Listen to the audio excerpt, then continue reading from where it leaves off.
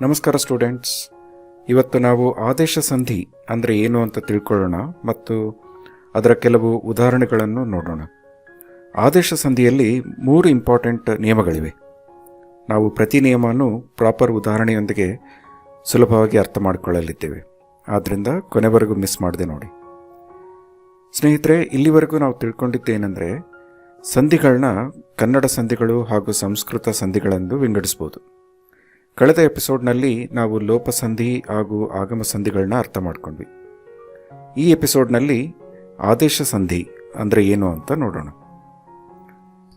ಆದೇಶ ಸಂಧಿ ಸಂಧಿಯಾಗುವ ಪದಗಳಲ್ಲಿ ಪೂರ್ವ ಪದದ ಅಂತ್ಯದಲ್ಲಿರುವ ಅಕ್ಷರ ಸ್ವರ ಅಥವಾ ವ್ಯಂಜನವಾಗಿದ್ದು ಮತ್ತು ಉತ್ತರ ಪದದ ಮೊದಲ ವ್ಯಂಜನಾಕ್ಷರದ ಸ್ಥಾನದಲ್ಲಿ ಬೇರೆ ಅಕ್ಷರ ಬಂದು ರೂಪುಗೊಳ್ಳುವ ಸಂಧಿಯನ್ನು ಆದೇಶ ಸಂಧಿ ಎಂದು ಕರೆಯುತ್ತಾರೆ. ಇದಕ್ಕೆ 3 ನಿಯಮಗಳಿದ್ದಾವೆ. ಅದೇನೆಂದರೆ, ಉತ್ತರ ಪದದ ಕ ತ ಪ ವ್ಯಂಜನಗಳಿಗೆ ಕ್ರಮವಾಗಿ ಗ ದ ಬ ವ್ಯಂಜನಗಳು ಬರ್ತವೆ. ಮತ್ತು ಎರಡನೇ ನಿಯಮ ಏನಂದರೆ, ಪ ಬ ಮ ವ್ಯಂಜನಗಳ ಜಾಗದಲ್ಲಿ ವಕಾರಾದೇಶವಾಗ್ತದೆ. ಮತ್ತು ಮೂರನೇ ನಿಯಮ, ಉತ್ತರ ಪದದ ಸಕಾರಕ್ಕೆ ಚ ಜ ಛ ಕಾರಾದೇಶವಾಗುತ್ತದೆ. ಇದು ನಿಮಗೆ ತುಂಬ ಕಷ್ಟ ಅಂತ ಅನಿಸಿದ್ರೆ ಯೋಚನೆ ಮಾಡಬೇಡಿ. ಉದಾಹರಣೆಗಳನ್ನ ನೋಡಿದ ಮೇಲೆ ಆದೇಶ ಸಂಧಿ ತುಂಬ ಸುಲಭ ಅಂತ ನಿಮಗೇನೆ ಅರ್ಥ ಆಗುತ್ತೆ. ಈಗ ಮೊದಲನೇ ಉದಾಹರಣೆಯೊಂದಿಗೆ ಶುರು ಮಾಡೋಣ. ಬಂಡೆ ಪ್ಲಸ್ ಕಲ್ಲು, ಬಂಡೆಗಲ್ಲು.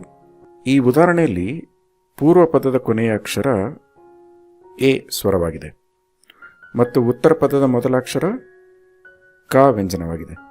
ಮತ್ತು ನೀವು ಸಂಧಿಪದ ಬಂಡೆಗಲ್ಲನ್ನು ಅಬ್ಸರ್ವ್ ಮಾಡಿದರೆ ಕ ವ್ಯಂಜನಾಕ್ಷರದ ಜಾಗದಲ್ಲಿ ಗ ಅಕ್ಷರ ಬಂದಿರೋದನ್ನು ನೋಡ್ಬೋದು. ಆದೇಶ ಸಂಧಿಯ ಮೊದಲನೇ ನಿಯಮದಲ್ಲಿ ಇದನ್ನೆಲ್ವ ಹೇಳಿರೋದು. ಸೊ ಇದು ಆದೇಶ ಸಂಧಿ. ಈಗ ಇನ್ನೊಂದು ಉದಾಹರಣೆ ನೋಡೋಣ.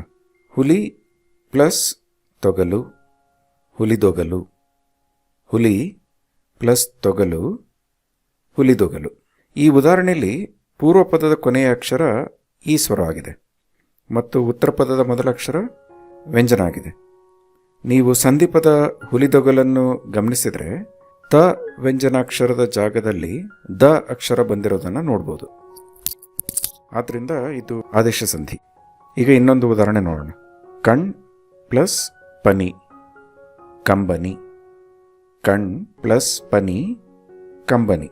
ಈ ಉದಾಹರಣೆಯಲ್ಲಿ ಪೂರ್ವ ಪದದ ಕೊನೆಯ ಅಕ್ಷರ ವ್ಯಂಜನ ಆಗಿದೆ ಮತ್ತು ಉತ್ತರ ಪದದ ಮೊದಲ ಅಕ್ಷರ ಪ ವ್ಯಂಜನ ಆಗಿದೆ. ನೀವು ಸಂಧಿಪದ ಕಂಬನಿನ ಗಮನಿಸಿದರೆ ಪ ವ್ಯಂಜನಾಕ್ಷರದ ಜಾಗದಲ್ಲಿ ಬ ಅಕ್ಷರ ಬಂದಿರೋದನ್ನು ನೋಡ್ಬೋದು. ಆದ್ದರಿಂದ ಇದು ಆದೇಶ ಸಂಧಿ. ಓಕೆ ಸ್ಟೂಡೆಂಟ್ಸ್, ಇಲ್ಲಿವರೆಗೂ ನಾವು ಉತ್ತರ ಪದದ ಕ ತ ಪ ಗಳ ಜಾಗದಲ್ಲಿ ಗ ದ ಬ ಅಕ್ಷರಗಳು ಹೇಗೆ ಬರ್ತವೆ ಅಂತ ನೋಡಿದ್ವಿ. ಈಗ ಎರಡನೇ ನಿಯಮದ್ದು ಉದಾಹರಣೆಗಳನ್ನ ನೋಡೋಣ. ಅಂದರೆ ಉತ್ತರ ಪದದ ಪ ಬ ಮ ಗಳ ಜಾಗದಲ್ಲಿ ಹೇಗೆ ವ ಕಾರಾದೇಶವಾಗ್ತದೆ ಅಂತ ನೋಡೋಣ. ಈ ಉದಾಹರಣೆ ನೋಡಿ. ಮೆಲ್ ಪ್ಲಸ್ ಮಾತು, ಮೆಲ್ವಾತು. ಮೆಲ್ ಪ್ಲಸ್ ಮಾತು, ಮೆಲ್ವಾತು. ಇಲ್ಲಿ ಉತ್ತರ ಪದದ ಮೊದಲ ಅಕ್ಷರ ಮ ಜಾಗದಲ್ಲಿ ವ ಬಂದಿರೋದನ್ನು ನೋಡ್ಬೋದು. ಆದೇಶ ಸಂಧಿಯ ಎರಡನೇ ನಿಯಮದಲ್ಲಿ ಇದನ್ನು ಹೇಳಿರೋದು. ಅಂದರೆ ಪ ಬ ಮ ಗಳ ಜಾಗದಲ್ಲಿ ವ ಬರುತ್ತೆ ಅಂತ. ಸೊ ಇದು ವ್ಯಂಜನ ಸಂಧಿ.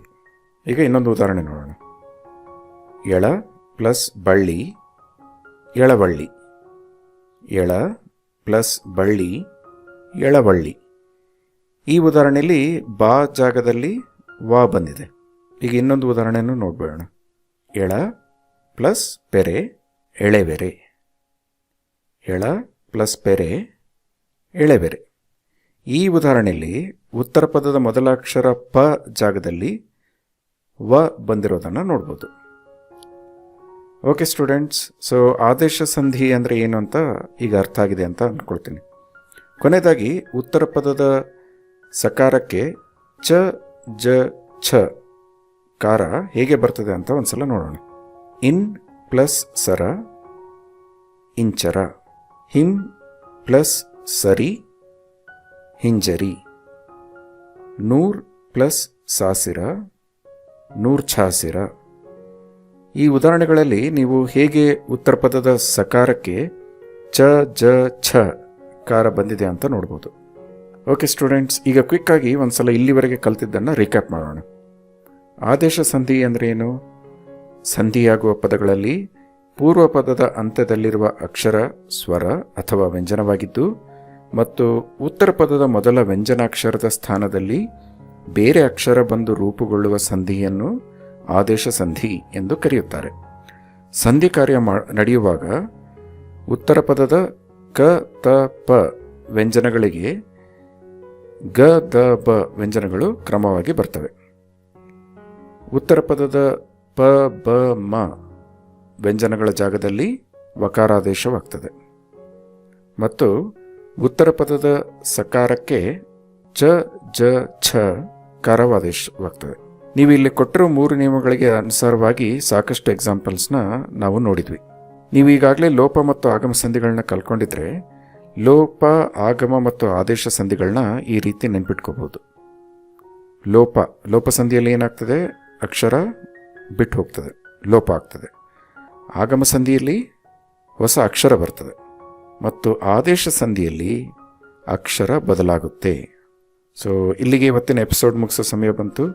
ನಿಮಗೆ ಈ ವಿಡಿಯೋ ಇಷ್ಟ ಆಗಿದ್ದರೆ ದಯವಿಟ್ಟು ಲೈಕ್ ಮಾಡಿ ಹಾಗೂ ನಮ್ಮ ಚಾನಲ್ಗೆ ಸಬ್ಸ್ಕ್ರೈಬ್ ಆಗಿ. ಮುಂದಿನ ವಿಡಿಯೋದೊಂದಿಗೆ ಮತ್ತೆ ಸಿಗ್ತೀನಿ. ಅಲ್ಲಿವರೆಗೂ keep learning and take care.